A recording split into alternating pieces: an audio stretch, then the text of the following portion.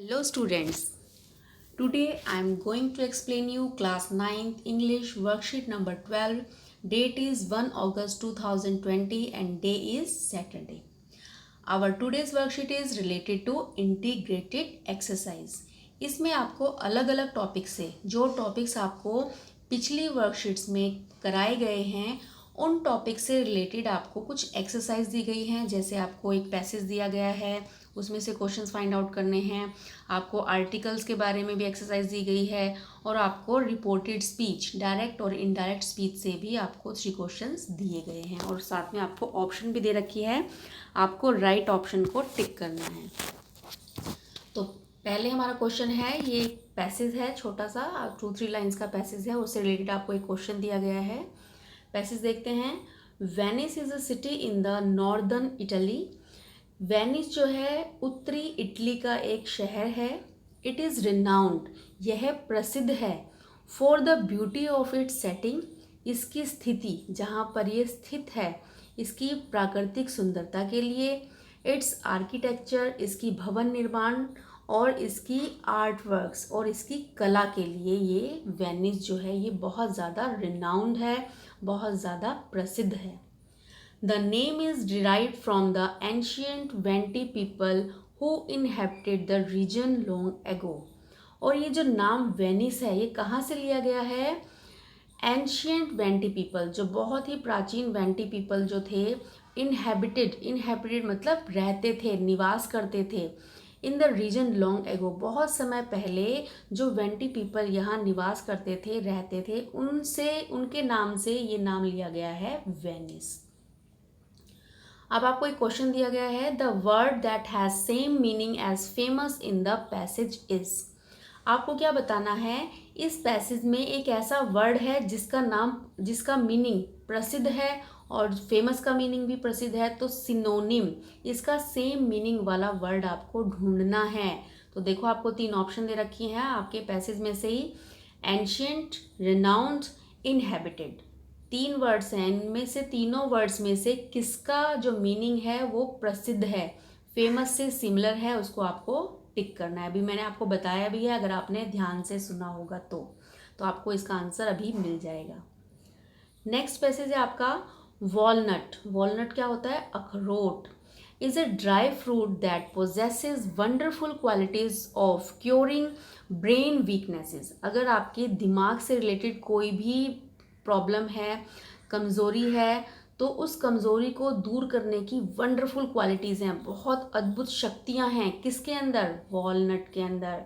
आपने कभी देखा भी होगा वॉलनट, आप अखरोट को फोड़ कर देखो तो उसकी जो शेप है वो हमारी ब्रेन की तरह होती है। हमारा ब्रेन भी जिस साइज़ का और जिस शेप का, बिल्कुल उसकी जो लुक है वो सेम हमारे ब्रेन की तरह होती है वॉलनट की। और ये हमारे ब्रेन से रिलेटेड डिजीज़ के लिए बहुत ज़्यादा फ़ायदेमंद होता है।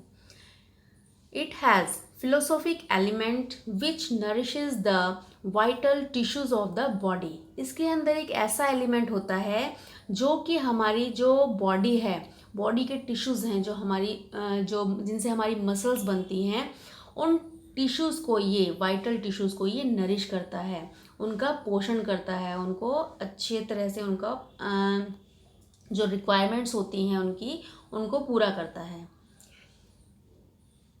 Its consumption helps to destroy the diseases originating from nervous disorder. Its consumption, जब हम इस वॉलनट को खाते हैं, इसको लेते हैं, तो ये किस चीज़ में हेल्प करता है? ये डिस्ट्रॉय करता है diseases originating from nervous disorder. जो हमारे नर्वस डिसऑर्डर्स होते हैं, जो हमारी तंत्रिकाओं से, हमारी नाड़ियों से रिलेटेड जितने भी डिसऑर्डर्स होते हैं, जितनी बीमारियां होती हैं, तो उनसे उत्पन्न होने वाली बीमारियों को ये ख़त्म करता है। क्या, कौन ख़त्म करता है? वॉलनट। वॉलनट जो है नर्वस डिसऑर्डर से रिलेटेड जितनी भी हमारी बीमारियां होती हैं उनको ख़त्म करता है, डिस्ट्रॉय करता है, नष्ट करता है। तो आपको यहाँ बताना है walnut helps to destroy. Walnut जो है क्या डिस्ट्रॉय करने में आपकी हेल्प करता है? तो देखो लास्ट लाइन में आपको इसका आंसर दिया गया है। नेक्स्ट है आपका choose the correct article. Article आपको पहले भी बताए गए हैं, ए, एन और द। तो ये हमारे ए और एन जो हैं वो हमारे इनडेफिनिट आर्टिकल्स होते हैं और द जो है हमारा डेफिनिट आर्टिकल होता है। इसके बारे में पहले भी आपको पिछली कई वीडियोस में बताया गया है। अगर आपको दोबारा देखना है तो उन वीडियोस का लिंक मैं आपको नीचे डिस्क्रिप्शन बॉक्स में दे दूंगी। तो देखो आपका फर्स्ट सेंटेंस है, माई विद्यालय is dash best government school Delhi. तो आपको यहाँ बताना है ए आएगा, एन आएगा, द आएगा या कोई भी आर्टिकल यहाँ पर नहीं आएगा, क्योंकि कुछ सिचुएशंस ऐसी होती हैं जहाँ पर हमें आर्टिकल लगाने की ज़रूरत नहीं होती है। तो अब आपको बताना है यहाँ पर क्या आएगा। थोड़ा सा आपको हिंट देती हूँ, जहाँ पर बेस्ट सुपरलेटिव डिग्री होती है वहाँ पर हम हमेशा द यूज़ करते हैं। क्या यूज़ करते हैं? द। तो यहाँ पर आपका आंसर हो गया द। नेक्स्ट है, my mother gave me dash 50 rupees note to fetch milk packet from Mother Dairy booth. तो आपको बताना है 50 रुपी नोट से पहले क्या आएगा, ए, एन, द या कोई आर्टिकल नहीं आएगा। तो आपको इसको ध्यान से करना है एक्सरसाइज को। तो बताइए, नोट जो है 50 रुपीज़ का एक है, ठीक है। तो आपको पहले भी बताया गया था ए और एन का हम कैसे यूज़ करते हैं। अगर हमारी वोवल साउंड होती है तो एन यूज़ होता है, और अगर हमारी कॉन्सोनेंट साउंड होती है तो ए यूज़ होता है, और पूरी एक यूनिट है तब भी उसके लिए हम अ ही यूज़ करेंगे। तो यहाँ आएगा, my mother gave me a 50 rupee note. Fifth है आपका, I enjoy doing dash English worksheet last week. A English worksheet, an English worksheet, the या नो आर्टिकल रिक्वायर्ड। तो आपको यहाँ बताना है क्या आएगा इसमें से। तो आई एन्जॉय डूइंग, देखो आर्टिकल की साउंड है इंग्लिश से पहले, तो यहाँ आएगा an. I enjoy doing an English worksheet last week. Every year the school organises dash annual function. तो आपको बताना है एनुअल से पहले क्या आएगा, एन एनुअल फंक्शन, क्योंकि यहाँ पे देखो वोवल की साउंड है ANNUAL, तो एनुअल, तो इससे पहले भी हमारा एन यूज होगा। Rashi's brother is dash MBA student. एम, देखो यहाँ पर कौन सी साउंड आ रही है, ए की साउंड जो है हमारी वोवल साउंड है, तो इससे पहले भी हम क्या लगाएंगे, एन।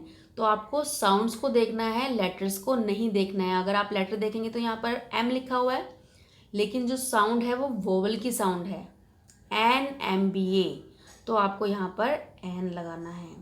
नेक्स्ट आपकी एक्सरसाइज है, change to reported speech. Reported speech आपकी direct speech and indirect speech.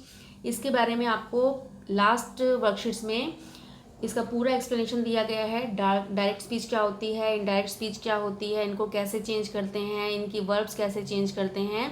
तो इससे पहले वाली वर्कशीट्स में उसको बहुत अच्छे से बताया गया है, तो आप उसकी वीडियो देखिए, और उसका लिंक भी मैं आपको डिस्क्रिप्शन बॉक्स में दूंगी, तो आप इन सेंटेंस को बहुत अच्छे से कर सकते हैं।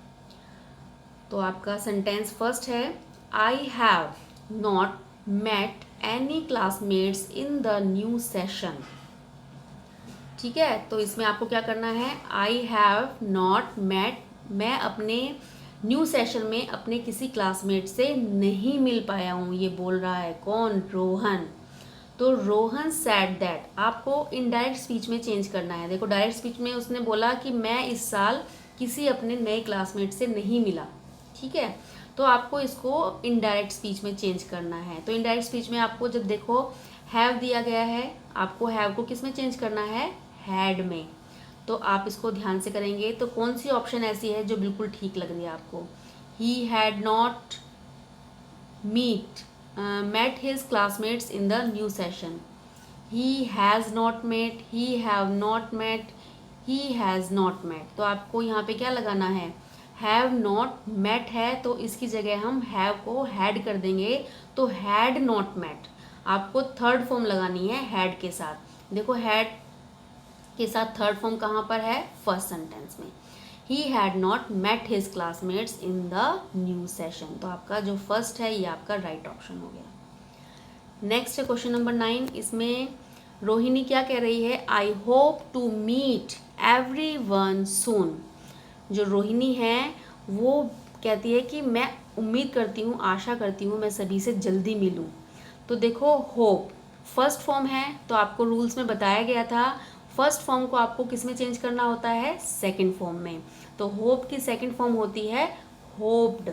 तो आप देखिए कहाँ पर होप्ड है, कहाँ पर है, रोहिणी सैड दैट शी, देखो होप्ड फर्स्ट में ही आपको दिया गया है, और कहीं है होप, होप्ड यहाँ पर है लेकिन उसके साथ में हैज़ दिया हुआ है, लेकिन हमें तो इसको किस में चेंज करना है, ओनली वर्ब की सेकंड फॉर्म में। ये हमारा प्रेजेंट इंडेफिनिट का टेंस है और हमें इसे पास्ट इंडेफिनिट में चेंज करना है, तो हमारा फर्स्ट ऑप्शन बिल्कुल ठीक हो जाएगा। Rohini said that she hoped to meet everyone soon. आपका 10th है, रोहन सैड, रोहन ने क्या कहा था, I love doing the online worksheets every week. वो कहता है कि डेली हर वीक हर हफ्ते मुझे ऑनलाइन वर्कशीट्स करना बहुत पसंद है, उसको बहुत अच्छा लगता है, आई लव डूइंग, उसको ये करना बहुत अच्छा लगता है। तो ये कौन सा टेंस है, प्रेजेंट इंडेफिनिट टेंस, लगता है लव। तो आपको क्या करना है, प्रेजेंट इंडेफिनिट टेंस को पास्ट में चेंज करना है, पास्ट इंडेफिनिट में, और पास्ट इंडेफिनिट का हमारा रूल क्या होता है, वर्ब की सेकंड फॉर्म लगाते हैं। तो अब देखो इन सेंटेंसेस में कहाँ पर लव की सेकंड फॉर्म, लव की सेकंड फॉर्म क्या है, लव्ड, कहाँ पर लिखा हुआ है, डी ऑप्शन में, ही लव्ड डूइंग। ठीक है, तो आपका आंसर हो जाएगा D, Rohan said that he loved doing the online worksheet every week. तो बेटा ये थी आपकी वर्कशीट नंबर 12। इसमें आपको अलग अलग तरह के ग्रामर के टॉपिक्स दिए गए हैं और आपको एक्सप्लेन भी कर दिया है। अब आप जल्दी से इस वर्कशीट को कंप्लीट कीजिए। Thanks for watching my video.